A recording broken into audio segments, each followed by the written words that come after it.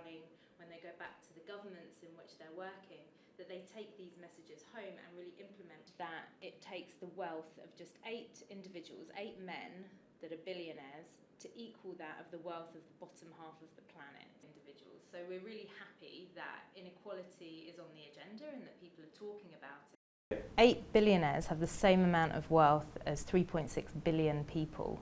So we looked at data from Credit Suisse, which maps the global wealth distribution and how all of the world's wealth is shared, and found that less than 1/4% is in the hands of 50% of the planet.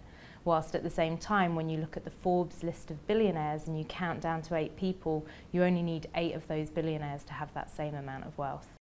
And these 8 individuals are part of the super rich. They're part of a elite group that have enormous access to capital and enormous power.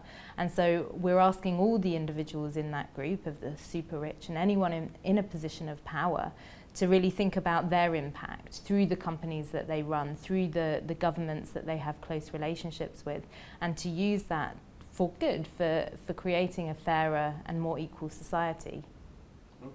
The individuals at Davos will be the heads of companies, and they'll be powerful people in countries. What we want to see is them take these messages home and really act on them and implement policies that result in more progressive tax systems, that enable people to have access to free healthcare, so that paying for a medical bill isn't going to push somebody into poverty, that their businesses that they're chairs of the board of really respect their workers' rights and pay them a decent living wage. So we really want to see action from these individuals in the countries and the businesses in which they operate.